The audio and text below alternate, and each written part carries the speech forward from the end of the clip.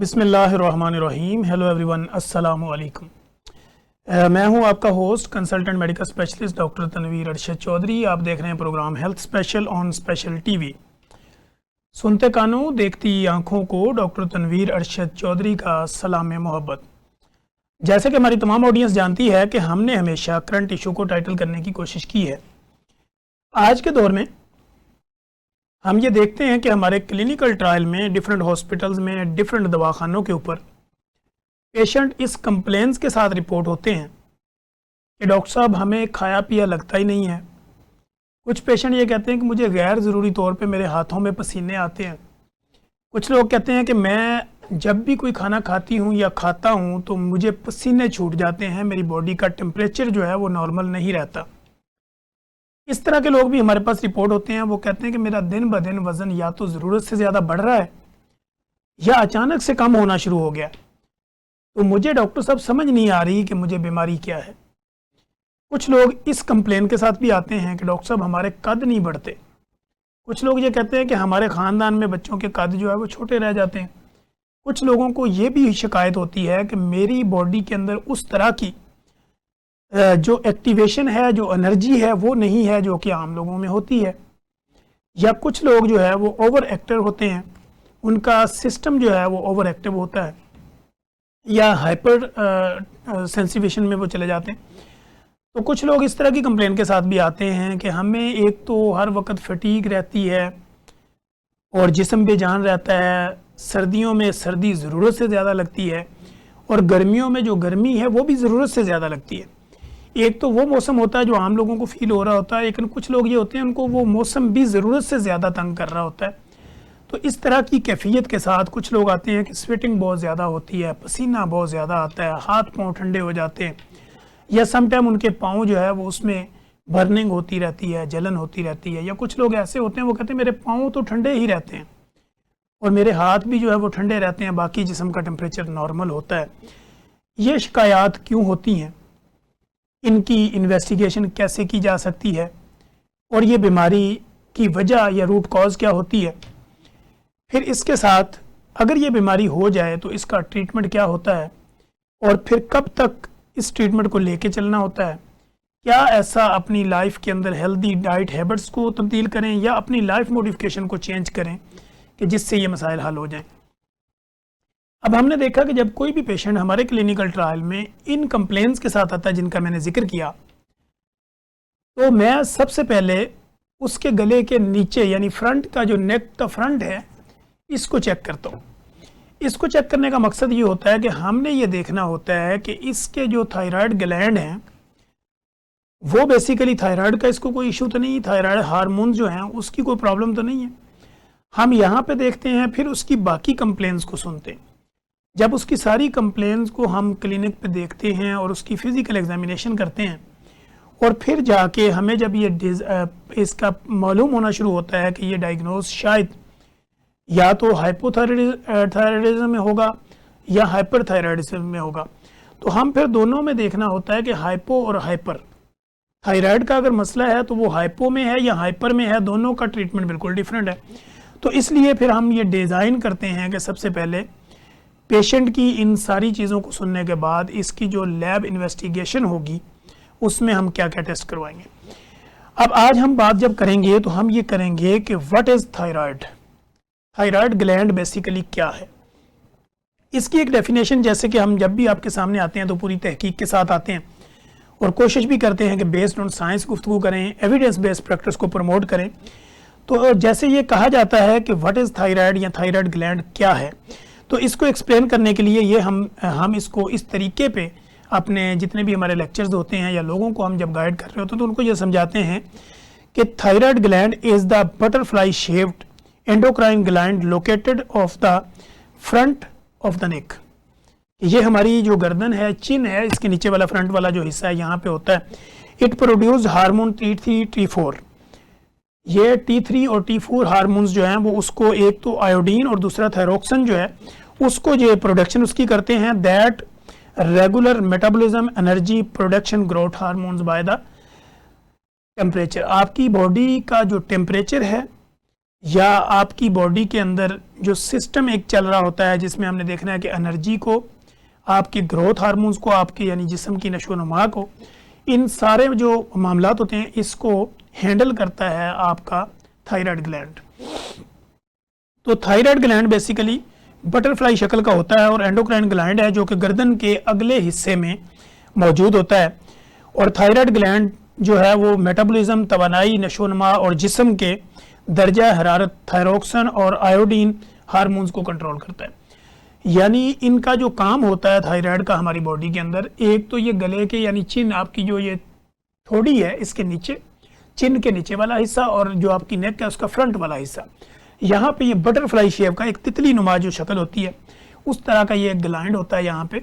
तो अगर इसकी जो कारकर्दगी है वो रेगुलेट ना रहे, यानी या तो वो हाइपो में चली जाए कि लो हो जाए, या हाइपर में चली जाए कि ज़रूरत से ज़्यादा वो प्रोडक्शन हो जाए, तो दोनों सूरतों में आपकी बॉडी की तरफ डिफरेंट किस्म के रिएक्ट होते हैं और ये अपोजिट होते हैं। अगर वज़न तेज़ी से बढ़ रहा है तो और इसकी टाइप्स है, अगर वज़न तेज़ी से गिर रहा है तो वो हाइपो और हाइपर के अंदर दोनों को हम अलग से देखते हैं। इसी तरह थायराइड की जब अकसाम की हम बात करते हैं, टाइप्स ऑफ थायराइड डिसऑर्डर की बात करते हैं, तो उसमें फिर हमें एक तो जैसे मैंने आपको बताया कि हाइपर थायरॉइडिज्म होता है यानी हाई उसको चला जाना, और दूसरी इसकी होती है हाइपो। हाइपर का मतलब है कि हाई है और हाइपो का मतलब है कि ये स्लो डाउन है। तो ये दो टाइप्स होती हैं जिसको लेके हम ये चल रहे होते हैं, और दोनों की फिर हमें कैफियत को देखना पड़ता है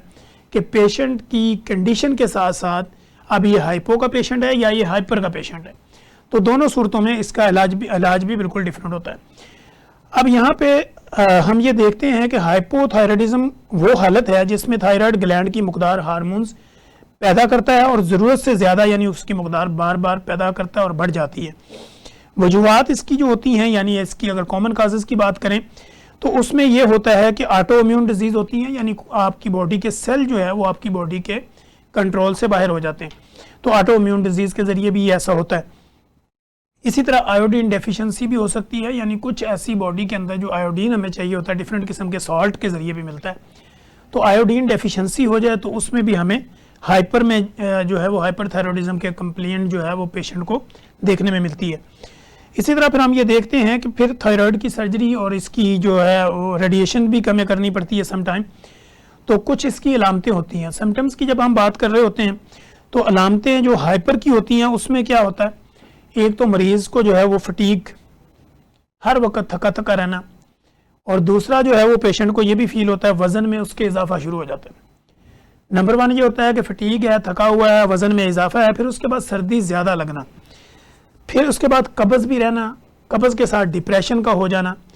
यानी कॉन्स्टिपेशन, डिप्रेशन, फिर उसके बाद है कि सर्दी ज़्यादा लगना, फिर डिप्रेशन हो जाना, और साथ में खुश्क जिल्द, जिल्द के ऊपर खुश्की का ज़्यादा होना और बालों का गिर जाना, ड्राई स्किन भी इसको कहते हैं, और फिर हेयर फॉल भी हो जाता है।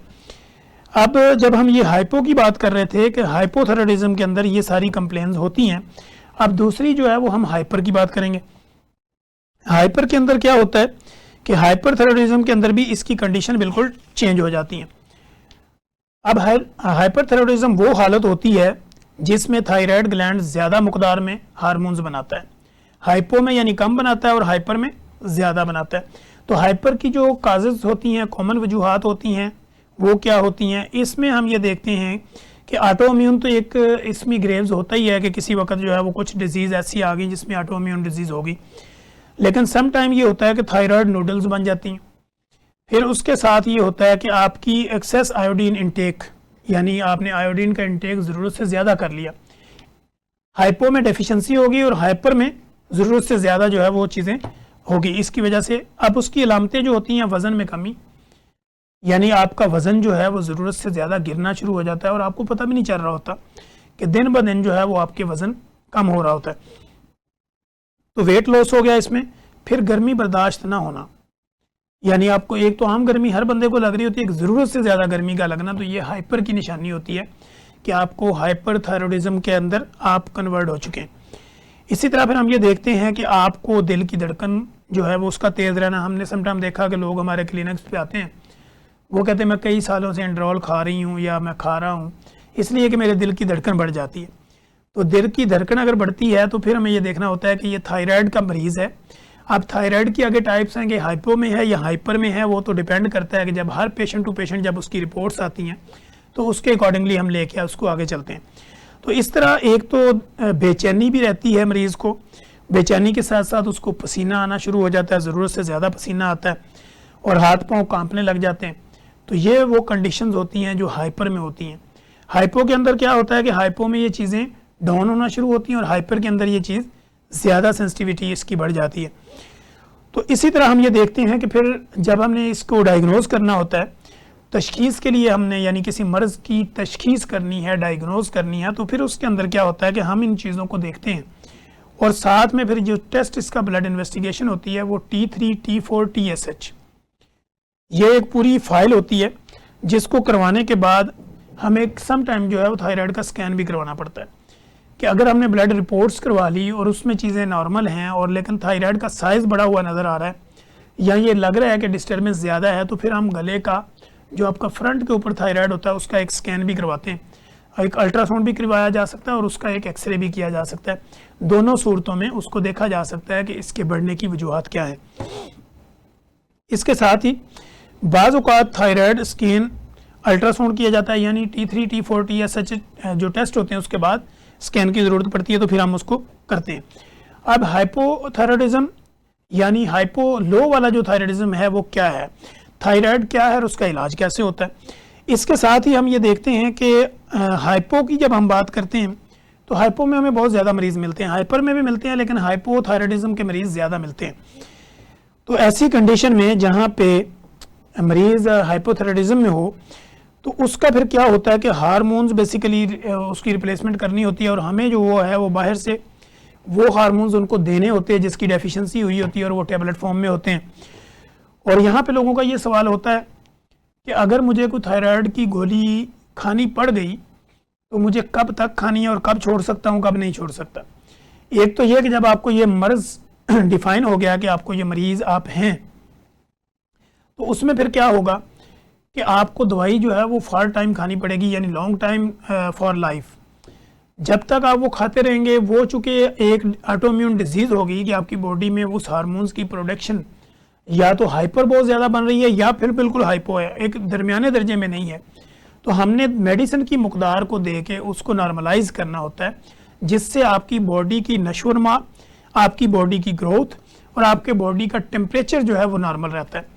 तो जब वो चीज़ें ठीक नहीं होंगी, नॉर्मल पोजीशन में नहीं आएंगी, तब तक आपको मेडिसिन जारी रखनी पड़ेगी। उसके साथ ये होता है कि फिर ट्रीटमेंट के साथ हम ये देखते हैं कि जब हाइपरथायराइडिज्म का मरीज़ आता है हमारे पास, तो उसमें क्या होता है कि उसमें भी आपको आयोडीन या सर्जरी के ज़रिए भी उसका इलाज किया जाता है। सम टाइम अगर साइज़ बढ़ गया तो साइज़ को काट के फिर भी उसका कुछ हिस्सा छोड़ना पड़ता है। वो छोड़ते इसलिए हैं क्योंकि उसको पूरा नहीं निकाला जा सकता। एक आपका जो दाना है चने के बराबर या दाल के दाने के बराबर जो है वो आपका थायराइड छोड़ दिया जाता है, क्योंकि अगर वो छोड़ेंगे नहीं तो प्रोडक्शन कैसे चलेगी। पूरे का पूरा थायराइड सर्जन नहीं निकालते और कुछ हिस्सा उसका छोड़ते हैं। छोड़ने का मकसद भी ये होता है कि बाहर से जो चीज़ें आपने टैबलेट फॉर्म में इसी हार्मोन्स को लेना है तो उसने जाके आपकी बॉडी में फंक्शन करना है, तो कंप्लीट स्ट्रक्चर उसका ख़त्म नहीं किया जाता, कुछ हिस्सा उसका छोड़ दिया जाता है। तो थ्रू सर्जरी भी इसका ट्रीटमेंट किया जाता है, लेकिन उसके साथ भी मेडिकेशन करनी पड़ती है। और बगैर सर्जरी के अगर हाइपो का इलाज करें तो भी मेडिकेशन करनी पड़ेगी। अगर हम हाइपर का करते हैं तो उसमें भी हमें मेडिकेशन करनी पड़ती है, लेकिन दोनों की मेडिसिन जो है वो बिल्कुल थोड़ी सी डिफरेंट होती है। अब यहाँ पे जैसे मैंने ये बताया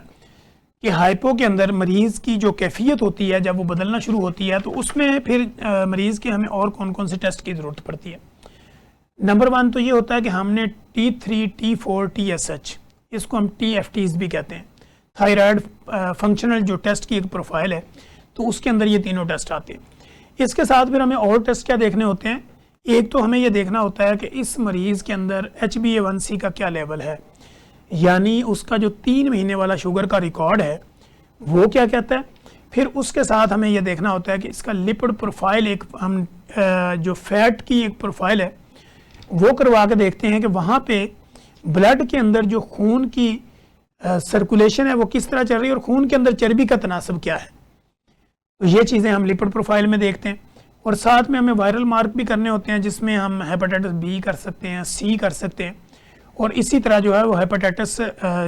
बी और सी, और साथ में HIV और इसके अलावा RFT या बाकी जितनी भी चीज़ें होती हैं जो वायरल उस वक्त पेशेंट की कंडीशन के अकॉर्डिंगली जो है वो जिसकी ज़रूरत होती है वो चीज़ें हमें करनी पड़ती हैं। तो ये करने के बाद मरीज़ का जो है वो ट्रीटमेंट कंटिन्यू कर दिया जाता है। अब यहाँ पे ये सवाल पैदा होता है कि मरीज़ ये कहते हैं कि अगर मेरा थायराइड प्रोफाइल जो है वो मेरी वो भी ठीक है और TFTs यानी मैंने करवा ली है, मेरे वो भी नॉर्मल आ गए, बाकी ब्लड टेस्ट भी नॉर्मल हैं, और उसके बावजूद मेरी बॉडी के अंदर ये कैफियत है, तो वो कैफियत इसी वजह से होती है कि आपने रिपोर्ट तो करवा ली।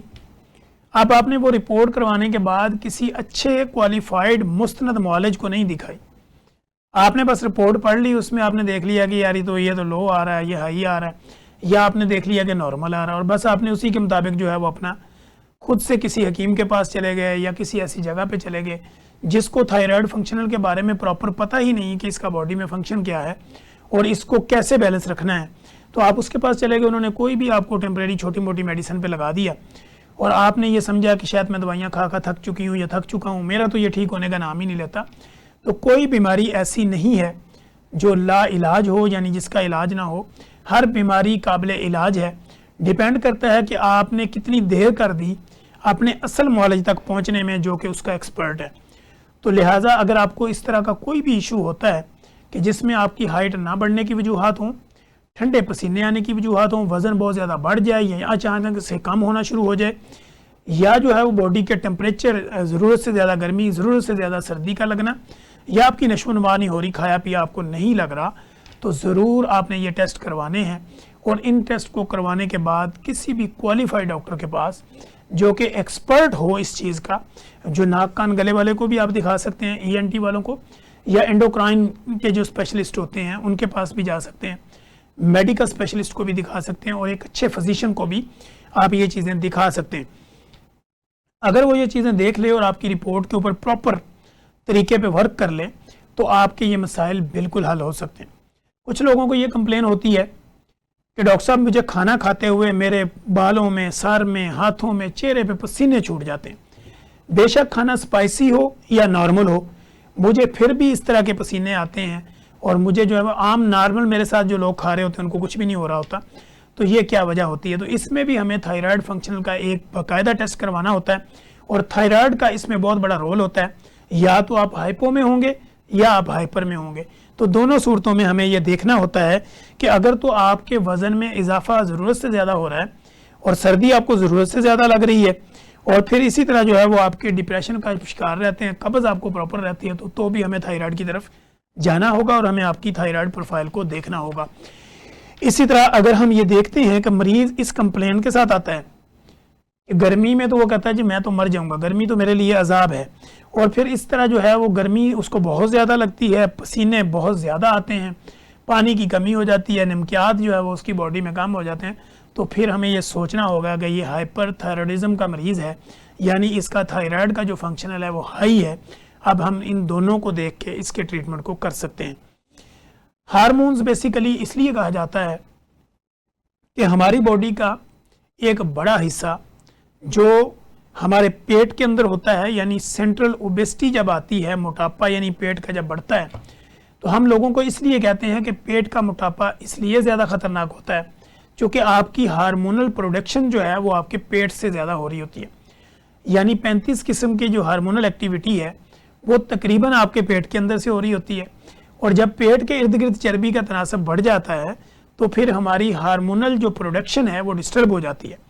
उसमें थायराइड फंक्शनल भी हो सकता है, उसमें आपके प्यूचरी ग्लैंड भी हो सकते हैं,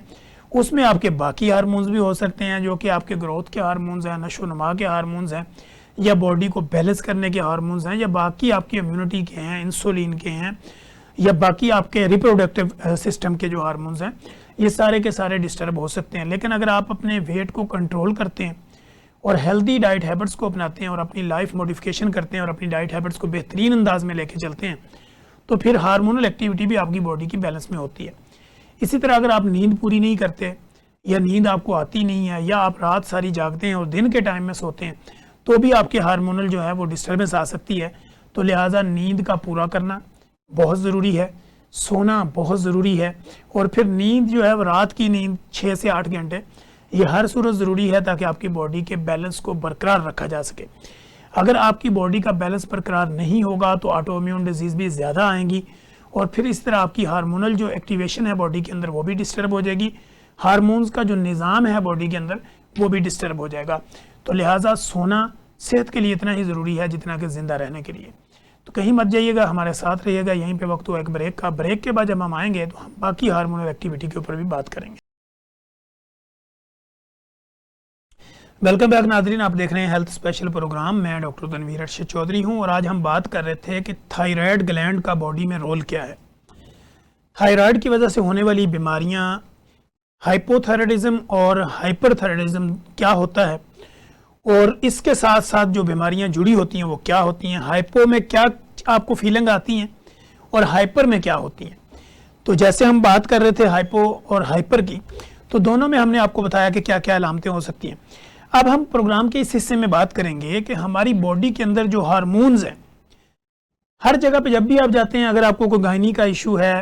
रिप्रोडक्टिव हेल्थ का इशू है, आपके मेल स्पर्म का इशू है या मर्दाना बांझपन है, जनाना बांझपन है, या इसके अलावा हम ये देखते हैं अगर आपकी बॉडी का कोई भी मसाइल आता है तो आपका डॉक्टर आपको कहता है कि मुझे आपकी हार्मोनल प्रोफाइल करवानी है, यानी टेस्ट करवाऊंगा जिसमें हम आपके हार्मोन्स को देखेंगे। अगर फीमेल के अंदर बांझपन के मसाइल हैं तो फीमेल्स के हार्मोन्स को भी देखा जाता है। और फीमेल्स के हार्मोन्स के अंदर क्या होता है कि रिप्रोडक्टिव हार्मोन्स जो होते हैं हमारे, उनको प्रॉपर देखा जाता है। हार्मोन्स बेसिकली हैं क्या, हार्मोन्स का हमारी बॉडी में रोल क्या है। हार्मोन्स के बारे में यह कहा जाता है कि ये केमिकल बेसिकली मैसेंजर हैं जो कि प्रोड्यूस होते हैं एंडोक्राइन ग्लैंड से और ये फिर ट्रेवल करते हैं थ्रू ब्लड स्ट्रीम और ये रेगुलेट करते हैं आपकी बॉडी के अंदर जितने भी फंक्शन होते हैं उनको ये रेगुलेट कर रहे होते हैं। तो हमारी बॉडी के अंदर से केमिकल मैसेंजर जो प्रोडक्शन होती है एंडोक्राइन ग्लैंड से और फिर ये ट्रैवल करते हैं ब्लड के साथ, फिर ये हमारी बॉडी के सिस्टम को रेगुलेट करते हैं, ये इनको हार्मोन्स कहा जाता है। अब हम ये करते हैं कि असल में हार्मोन्स ऐसे कीमियाई पैगामात, ऐसे हार्मोन्स होते हैं जो कीमियाई पैगामात को खून के ज़रिए जिस्म के मुख्तलिफ हिस्सों तक पहुँचाते हैं और जिस्म के अफ़ाल को कंट्रोल करते हैं। ये हमारे हार्मोन्स का असल काम होता है बॉडी के अंदर। फिर जब हम बात ये करते हैं कि roles of hormones in our body, कि हमारी बॉडी के अंदर इनका जो रोल होता है वो क्या होता है, तो hormones play the vital role of maintaining hormones और इंटेस्टाइनल बैलेंस और रेगुलेटली जो आपकी बॉडी के अंदर इश्यूज होते हैं उनको रेगुलेट करने में ये हार्मोन्स का रोल होता है। अब हार्मोन्स की जब हम बात कर रहे होते हैं तो ग्रोथ डेवलपिंग हार्मोन्स होते हैं, यानी एक ऐसा हार्मोन्स जो हमारी बॉडी की डेवलपमेंट, हमारी बॉडी की नशोनमा जिसको हम GH कहते हैं, तो ये वो हार्मोन्स होते हैं। इसी तरह मेटाबॉलिज्म सिस्टम को रेगुलेट करने के लिए थायराइड हार्मोन्स होते हैं T3, T4। ये आपके मेटाबॉलिज्म यानी आपके डाइजेस्टिव सिस्टम, एंजाइम, खाने पीने के मामलात को भी जो हैंडल करता है या आपकी बॉडी के बाकी निज़ाम को, तो ये बेसिकली हमारे जो है थायराइड फंक्शनल होते हैं जिसको T3, T4, TSH, ये एक पूरी प्रोफाइल होती है।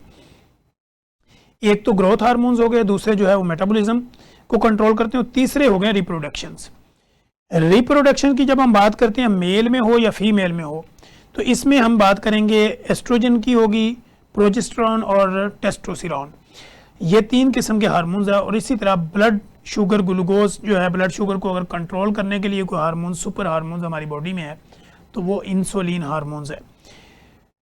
अब इसी तरह स्ट्रेस रिस्पॉन्स भी है, कॉर्टिसोल, एड्रेनालिन, ये सारे हैं वो हैं जो आपकी बॉडी के अंदर स्ट्रेस को मैनेज करते हैं। तो हार्मोन्स का अपना अपना एक टाइप्स है और हार्मोन अपनी अपनी बॉडी में और अपने अपने रोल्स के मुताबिक बॉडी में फंक्शन करते हैं। इसी तरह हम फ्लूइड इलेक्ट्रोलाइट बैलेंस का करते हैं तो हमें ये भी देखना पड़ता है। ADH एक हार्मोन्स होता है जो हमारी बॉडी के अंदर इलेक्ट्रोलाइट, सोडियम, पोटाशियम, मैग्नीशियम, इन चीज़ों को बैलेंस कर रहा होता है, तो इसको भी हम देख के चलते हैं। इसी तरह स्लीप जो हमारा होता है, स्लीप और वेक साइकिल जो होता है, आपने एक तो सोना कब है, उठना कब है, उस साइकिल को जो आपका मेटाबॉलिज्म को और उस साइकिल को लेके जो हार्मोन्स चलते हैं, तो बेसिकली ये सारे हार्मोन्स के जो है वो बॉडी के अंदर रोल होता है और वो आपकी बॉडी में लेके इन चीज़ों को चल रहे होते हैं। तवाज़ुन बरकरार रखने और मुख्तलिफ अफ़आल को कंट्रोल करने के लिए हार्मोन्स का जिस्म में जो रोल होता है वो एक तो नशोनुमा का होता है, दूसरा मेटाबॉलिज्म का होता है, तीसरा तौलीदी यानी रिप्रोडक्टिव होता है, और चौथा शुगर को कंट्रोल करना, पांचवा ये होता है कि स्ट्रेस रिस्पॉन्स करना और पानी और नमकियात के तवाज़ुन को बरकरार रखना, नींद और जागने का निज़ाम जो है इसको ठीक रखना। तो ये हैं हमारी बॉडी के हार्मोन्स। हमारी बॉडी में जो मेन हार्मोन्स होते हैं उनका बॉडी में किरदार क्या होता है ये मैं आपको बताने की कोशिश कर रहा हूँ। नंबर एक ये है नशो नुमा, यानी ग्रोथ हार्मोन्स जो है वो आपकी बॉडी के बढ़ने में, फैलने में, फूलने में, उसको तवाना रखने में जो किरदार अदा करता है, तो ये बेसिकली ग्रोथ हार्मोन्स होता है। इसी तरह हम आपकी थायराइड हार्मोन्स की जब बात करते हैं कि मेटाबॉलिज्म आपके निज़ाम इंहज़ाम को, आपके पेट के निज़ाम को, आपकी बॉडी के टेम्परेचर को, इन सारी चीज़ों को जो लेके चलता है वो थायराइड हार्मोन्स होता है। और इसी तरह रिप्रोडक्शन, तौलीदी हार्मोन्स, जो आपकी बॉडी में ऐसे मर्दाना जनाना बांझपन को कंट्रोल करने के जो हार्मोन्स प्रोडक्शंस होती है वो रिप्रोडक्टिव हार्मोन्स कहलाते हैं। और इसी तरह हम ये देखते हैं कि शुगर को कंट्रोल करना, शुगर के लिए ये कहा जाता है कि सुपर हार्मोन्स इंसुलिन है। जो भी हम खाते हैं 3 से 4 घंटे में वो कन्वर्ट होता है ग्लूकोज में, और फिर सुपर हार्मोन्स जो इंसुलिन है उसका फंक्शन है कि वो आके ब्लड से इस ग्लूकोज को निकाल के आपकी बॉडी मसल्स को देके एनर्जी में कन्वर्ट करता है। इसी तरह हम बात करते हैं स्ट्रेस रिस्पॉन्स, यानी स्ट्रेस है, डिप्रेशन है, एंजाइटी है, उस हार्मोन्स को जो कंट्रोल करते हैं तो वो कोर्टिसोल हैं, एड्रेनालिन है, ये बाकी सारे हार्मोन्स उसको देखते हैं। इसी तरह हम ये देखते हैं कि आपके पानी और नमकियात के तवाज़ुन को बरकरार रखना, फ्लूइड बैलेंस को जो आपके हार्मोन्स बैलेंस रखते हैं ताकि आपकी बॉडी में नमकियात की शॉर्टेज ना हो, तो ये भी आपकी बॉडी के हार्मोन जो है वो कोर्टिसोल और एड्रेनालिन जो है वो स्ट्रेस को करते हैं। और फिर इसके बाद एल्डोस्टेरोन जो है ADH, ये आपके नमकियात और बाकी मामलात को, आपकी इलेक्ट्रोलाइट्स को जो है वो बैलेंस में रखते हैं। इसी तरह टाइप्स ऑफ हार्मोन्स की जब बात करते हैं तो हमने आपको जैसे ये बताया कि ग्लैंड जो हमारी बॉडी में होते हैं, एक तो थायराइड ग्लैंड है जो कि मैंने बताया कि गले के बिल्कुल नीचे होता है। इसी तरह फिर हमारे यहाँ पिटा ग्लैंड होते हैं, प्रोटीन बेस्ड होते हैं, फिर ये प्रोटीन से और डिफरेंट किस्म के इनके और मॉडल्स होते हैं। इसी तरह हम पिट्यूटरी ग्लैंड होते हैं, इसको मास्टर ग्लैंड कहा जाता है। इसी तरह थायराइड ग्लैंड है, एड्रेनालिन ग्लैंड है, लबलबा है, आपका तौलीदी ग्लैंड्स हैं। तो हमारी बॉडी के अंदर ये जितने भी हार्मोन्स और ग्लैंड हैं, इन्होंने बॉडी के फंक्शन को चलाना होता है, बॉडी के निज़ाम को लेके चलना होता है। अगर बॉडी के हार्मोन्स के अंदर किसी भी तरह का कोई इशू आता है तो हमारी बॉडी जो है वो प्रॉपर फंक्शन नहीं कर पाती जो कि उसने फंक्शन करना होता है। हार्मोन्स जिस्म के तमाम अफ़ाल को कंट्रोल करते हैं, तवाज़ुन बरकरार रखते हैं और सेहतमंद ज़िंदगी के लिए नहायत ज़रूरी है। कोई भी अगर आपसे ये समझना चाहता है कि हार्मोन्स क्या हैं और इनका बॉडी में रोल क्या होता है, तो उसकी सिंपल डेफिनेशन ये है कि हार्मोन्स जिस्म के तमाम अफ़ाल को कंट्रोल करते हैं, तवाज़ुन बरकरार रखते हैं, सेहतमंद ज़िंदगी के लिए नहायत ज़रूरी है। अब इन हार्मोन्स की एक्टिविटी को बरकरार रखने के लिए, बैलेंस रखने के लिए हमें क्या करना चाहिए और किस तरह हम अपने आप को थायराइड ग्लैंड की जो कॉम्प्लिकेशंस है उससे बचा सकते हैं, किस तरह डायग्नोज करके किस तरह इसका ट्रीटमेंट ले सकते हैं, अब हम उस पर बात करेंगे। नंबर 1 तो ये कि आपको अपना स्लीप पैटर्न ठीक करना होगा। स्लीप पैटर्न में ये है कि 10 बजे से लेकर रात सुबह जो 5-6 बजे वाली नींद है, ये जो 6 घंटे की नींद है जिसको हम डीप स्लीप भी कहते हैं, ये डीप स्लीप जो है ये बहुत ज़रूरी है। जब ये डीप स्लीप होती है तो आपकी बॉडी में क्लिनजिंग होती है, सफाई होती है, डिटॉक्सिफिकेशन होती है, फिर आपकी बॉडी रिफ्रेश होती है, आपकी बॉडी के जो ऑर्गन हैं उनको प्रॉपर अपनी सफाई का मौका मिलता है और आपकी बॉडी के मसल्स, नर्व, आपकी बॉडी का मेटाबॉलिज्म सिस्टम, आपकी बॉडी के अंदर जो ब्रेन के अंदर केमिकल रिएक्शंस हैं, इन सब को रेस्ट का मौका मिलता है और ये प्रॉपर तरीके पे अपने आप को क्लींस कर लेते हैं, सफाई करवा लेते हैं, अपनी डिटॉक्सिफिकेशन कर लेते हैं और रिफ्रेश हो जाते हैं और नेक्स्ट डे जो इनकी कारकर्दगी होती है वो बेहतर हो जाती है। एक तो डीप स्लीप लेना बहुत ज़रूरी है, यानी गहरी नींद का सोना, टाइम से सोना, और दूसरा जितना भी स्क्रीन टाइम है उसको जितना कम से कम किया जा सके वो करना चाहिए, क्योंकि स्क्रीन टाइम जितना ज़्यादा होगा तो आपके जो हार्मोन्स हैं वो उतने ज़्यादा हाई रहेंगे और आप उतना ज़्यादा डिप्रेशन में रहेंगे या चीज़ों में ज़्यादा इन्वॉल्व हो जाएंगे, तो आपकी जो प्रॉपर जो सोच है वो उसी की तरफ मायल रहेगी और इस तरह आपका ब्रेन ओवर एक्टिव हो जाएगा। तो अगर हमें इसको बरकरार रखना है तो स्क्रीन टाइम को कम करना है, डीप स्लीप लेनी है। जब हम खाने की बात करते हैं तो बहुत ज़्यादा स्पाइसी, ऑयली चिकनाई, मिठाई, इनके इस्तेमाल को कम से कम रखना होता है ताकि आपको थायराइड ग्लैंड्स के यानी थायराइड के कोई इशू ना बने, जिससे आपकी बॉडी का जो फाल सिस्टम है वो काम करने में उसको दिक्कत ना आए और आपकी बॉडी के हार्मोनल एक्टिविटी जो है वो कम ना हो जाए और इस तरह आपकी बॉडी का फंक्शन जो है वो डिस्टर्ब ना हो जाए। अब यहाँ पे हमारे पास जब लोग आते हैं तो डायबिटिक न्यूरोपैथी के साथ भी आते हैं। लोग कहते हैं मेरे हाथ पाँव जो है वो सुन्न होना शुरू हो जाते हैं, मेरे पोरों में, मेरे पाँव की उंगलियों में, हाथों में, तलियों में, डॉक्टर साहब मुझे तो ऐसे लगता है कि यहाँ पे कीड़ियाँ चल रही हैं, सुनसनाहट हो रही है, तो ये क्या वजह है कि मुझे ऐसा क्यों होता है? तो ये वो कंडीशन होती है जहाँ पे हम पेशेंट को ये कहते हैं कि आपको डायबिटिक न्यूरोपैथी। अगर आप शुगर के मरीज़ हैं तो डायबिटिक न्यूरोपैथी होगी, अगर आप शुगर के मरीज़ नहीं हैं तो फिर वो आपको ऐसा होता है तो फिर आपको न्यूरोपैथी डेवलप हो चुकी होती है। वो हिस्सा जो दिल से जितना ज़्यादा दूर होता है वहाँ पे ब्लड सर्कुलेशन और केमिकल रिएक्शन बॉडी के उतने स्लो होते हैं, तो इसलिए हमें उनको फाल करने के लिए फिजिकल एक्टिविटी करनी पड़ती है। जब हम फिजिकल एक्टिविटी प्रॉपर करते हैं तो ब्लड सर्कुलेशन बेहतर होती है, तब जाके आपके हाथों के पोरे, फिर आपकी पाँव की उंगलियों, वहाँ तक ब्लड की सर्कुलेशन सही तरीके पे जाती है। फिर इसके बाद होता है पानी का इंटेक। क्या पानी का ज़्यादा पीना भी आपके थायराइड हार्मोन्स या बाकी हार्मोनल एक्टिविटी के ऊपर इफेक्ट डालता है? जी बिल्कुल डालता है। पानी एक अगर मर्द है तो 3.7 लीटर पानी जो है वो उसको डेली बेसिस पे इंटेक करना है। अगर इसी तरह फीमेल है तो 2.7 लीटर पानी अगर वो लेगी तो उसकी बॉडी के अंदर चूंकि फ्लूइड और इलेक्ट्रोलाइट्स इनका बैलेंस पूरा रहेगा और उनकी बॉडी का जो फंक्शन है, हार्मोनल एक्टिविटी है, वो नॉर्मल रहेगी। तो लिहाजा पानी का पीना बहुत ज़रूरी है। हाइड्रेशन और डिहाइड्रेशन में फ़र्क ये है कि जब आप डिहाइड्रेट होंगे तो आपकी बॉडी का फंक्शन भी स्लो हो जाएगा। जब आप अपने आप को हाइड्रेट करेंगे यानी पानी प्रॉपर पिएंगे तो आपके बॉडी के तमाम फंक्शन, वो थायराइड ग्लैंड हो या वो तौलीदी ग्लैंड हो या पिट्यूटरी ग्लैंड हो या इसके अलावा बाकी कोई ग्लैंड हो, तो वो ऑटोमेटिकली वो सही काम करना शुरू करते हैं जब आपकी बॉडी में पानी का इंटेक पूरा होता है। दूसरा ये होता है कि पानी पीने के जो फ़ायदे हैं आपकी बॉडी में वो क्या हैं।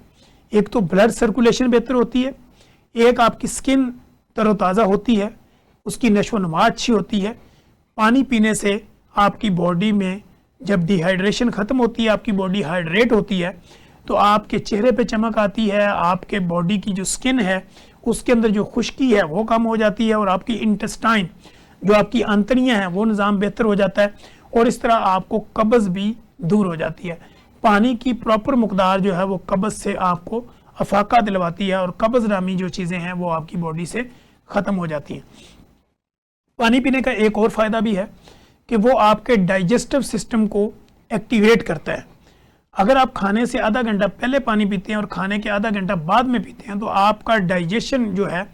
वो बहुत अच्छी होती है, आपका मेटाबॉलिज्म सिस्टम जो है वो बहुत ज़बरदस्त होता है और इस तरह आपकी बॉडी में निज़ाम इन्हज़ाम जो है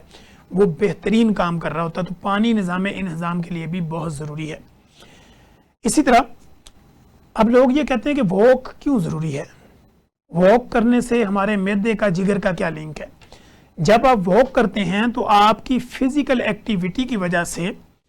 आपका इंटेस्टाइन का जो सिस्टम है यानी आपका निज़ाम इन्हज़ाम है वो भी बेहतर होता है, आपकी मसल फ्लेक्सिबिलिटी बढ़ जाती है, आपकी नर्व की फ्लेक्सिबिलिटी बढ़ जाती है, आपकी बोन यानी हड्डियों की मूवमेंट बेहतर होती है, आपकी नशो नुमा में फ़र्क आता है और आपके हार्मोनल चेंजिंग होती हैं। जब फ्रेश ऑक्सीजन आपकी बॉडी में जाता है तो कार्बन डाइऑक्साइड जो है वो सांस फूलने की सूरत में बाहर निकलती है। तो इस तरह एक्स्ट्रा बॉडी फैट भी आपका बर्न होता है, आपकी फिजिकल एक्टिविटी भी बेहतर होती है और आपकी बॉडी खूबसूरत से खूबसूरत हो जाती है। तो इसलिए वॉक इंसान के लिए बहुत ज़रूरी है। अब जैसे मैंने डीप स्लीप की बात की थी, जब कोई भी आदमी सो के उठता है 6 से 8 घंटे तो उसकी बॉडी बड़ी फ्रेश होती है। वो अगले दिन काम करने के लिए उसका जो माइंड है, जो उसका दिमाग है, वो बेहतर परफॉर्मिंग में होता है और बेहतर काम करने की सलाहियत रखता होता है। अब कुछ लोगों का ये सवाल होता है कि क्या चाय, coffee, green tea, black coffee, cold drink या कोल्ड कॉफ़ी वगैरह पीने से आपके हार्मोनल सिस्टम जो है वो ख़राब होते हैं? तो इसका जवाब ये है कि जी बिल्कुल होते हैं। अगर आप कॉफ़ी, ग्रीन टी इसका रेगुलर इस्तेमाल रखते हैं और जितना भी इस्तेमाल करते हैं विदाउट शुगर करते हैं तो ये तो आपकी बॉडी और हार्मोन्स के लिए बेनिफिशियल है। लेकिन अगर चाय का ज़रूरत से ज़्यादा इस्तेमाल और मीठे का ज़रूरत से ज़्यादा इस्तेमाल और कोल्ड कॉफ़ी कोल्ड ड्रिंक का ज़रूरत से ज़्यादा इस्तेमाल, तो ये आपकी बॉडी के हार्मोनल सिस्टम को भी डिस्टर्ब करता है और आपकी बॉडी के वेट को बढ़ाने में भी मददगार होता है और आपकी डाइजेशन को भी स्लो कर देता है। तो ये हैं इसके नुकसानात। तो अगर आप चाहते हैं कि डाइजेशन सिस्टम जो है वो स्लो ना हो और आपकी बॉडी जो है वो एक्टिवेशन में प्रॉपर रहे और उसकी खूबसूरती बरकरार रहे, मैदा जिगर प्रॉपर काम करे, तो फिर आपको हर चीज़ जो है वो उसको मॉडरेशन में लेना है, बैलेंस डाइट की तरफ जाना है, तो फिर जाके आप ठीक होंगे। अब यहाँ पे लोगों के अंदर एक सवाल ये भी पैदा होगा कि डॉक्टर साहब क्या मोटे बंदों में और पतले बंदों के हार्मोनल एक्टिविटी में फ़र्क होता है? जी बिल्कुल फ़र्क होता है, क्योंकि अगर आप बहुत ज़्यादा मोटे हैं तो आपकी बॉडी का पूरा सिस्टम जो है वो स्लो है, आपकी डाइजेशन स्लो है, आपकी हार्मोनल एक्टिवेशन स्लो है। सिर्फ क्या है कि आप इंसुलिन रेजिस्टेंस हो जाएंगे अगर आप बहुत ज़्यादा मोटे हैं, क्योंकि आपकी बॉडी का जो सुपर हार्मोन्स है जिसको हम इंसुलिन कहते हैं वो ओवर एक्टिंग में आ जाएगा, ज़रूरत से ज़्यादा इंसुलिन बनेगी और इस तरह आपकी बॉडी का तनासब जो है वो मज़ीद बढ़ता जाएगा और आपकी कम्प्लिकेशन भी दिन के दिन वो बढ़ती चली जाएंगी।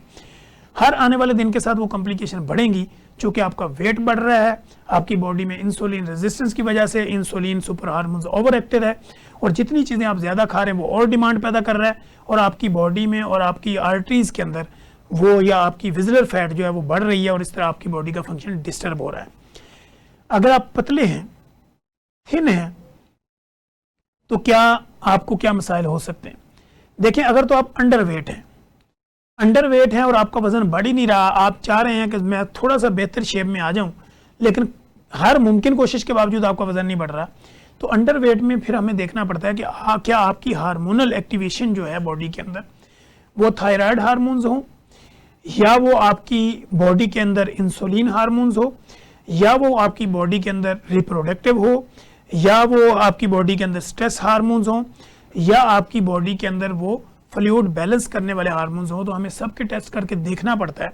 कि आपकी बॉडी में जो अंडरवेट आपकी बॉडी रह रही है इसकी वजह क्या है। तो अगर वो वजूहात सामने आए तो फिर अंडरवेट जो है वो इंसान को नहीं होना चाहिए, फिर उसको बैलेंस में जाना चाहिए। अंडरवेट है तो भी वो बीमार है, ओवरवेट है तो भी उसके मसाइल हैं, तो लिहाजा दोनों को कैटेगराइज करके उनकी मेटाबॉलिज्म को भी देखा जाता है,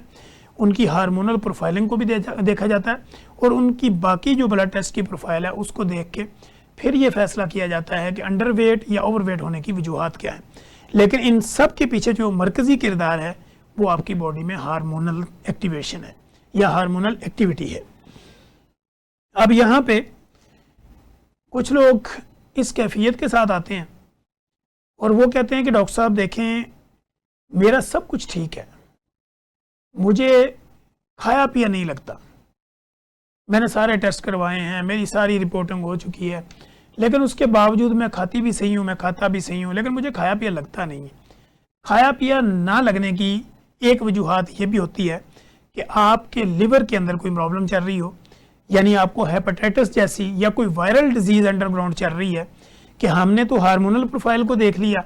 वो चीज़ें नॉर्मल हैं, लेकिन उसके बावजूद भी आप कह रहे हैं कि मेरी सेहत नहीं बनती, मुझे खाया पिया नहीं लगता, तो फिर हमें क्या करना होता है, हमें आपके बाकी टेस्ट भी करने होते हैं जिसमें हमने हेपेटाइटिस को हम इग्नोर नहीं कर सकते। तो हेपेटाइटिस की जो टाइप्स हैं वो सारे के सारे हमें टेस्ट करने पड़ते हैं और इस तरह फिर हम आपके LFT, RFT, CBC और ये वगैरह करके भी फिर देखते हैं कि आपकी बॉडी के असल इश्यूज़ या अंडरलाइन जो आपको कोई मसाइल हैं वो क्यों हैं। समटाइम ऐसा होता है कि पेशेंट आता है, वो कहता है मैं खाता बहुत अच्छा हूँ लेकिन फिर भी कुछ नहीं हो रहा, तो जब हम उसकी टेस्ट करते हैं या उसको इन्वेस्टिगेट करने की कोशिश करते हैं तो पता चलता है कि इसको तो मरीज़ को TB है, ट्यूबरकुलोसिस है। ट्यूबरकुलोसिस क्या है कि उसको फेफड़ों की TB भी हो सकती है, उसको हड्डियों की TB भी हो सकती है, इसी तरह जो है वो गले के अंदर भी मसला हो सकता है, इस तरह उसको आम TB भी हो सकती है। तो थायराइड, फिर हार्मोन्स, फिर ट्यूबरकुलोसिस, वायरल डिजीज़ या बैक्टीरियल इन्फेक्शंस, ये सारी चीज़ें जो हैं ये आपकी बॉडी में आपको प्रॉब्लम पैदा करती हैं। लिहाजा इससे बचाव के लिए वक्त पर अपने मॉलेज से मिलें, अपनी खुराक को बेहतर रखें, वॉक करें, एक्सरसाइज करें, अपने आप को नॉर्मलाइज करें और अपने फिजिशियन के साथ अटैच रहें ताकि आने वाली कॉम्प्लिकेशन से आप अपने आप को महफूज रख सकें। अगर आपको हमारे इस प्रोग्राम से मुतल्लिक़ किसी भी तरह की कोई इन्फॉर्मेशन चाहिए हो, आप कमेंट बॉक्स में आए, नेगेटिव लिखें या पॉजिटिव लिखें, लेकिन ज़रूर लिखें। जब आप लिखते हैं हमें अपनी इस्लाह का मौका मिलता है और हम आपके उठाए गए सवालात को अपने अगले प्रोग्राम में एड्रेस करने की भरपूर कोशिश करते हैं। मुझे और मेरी प्रोडक्शन टीम को इजाज़त दीजिए। अल्लाह निगहबान।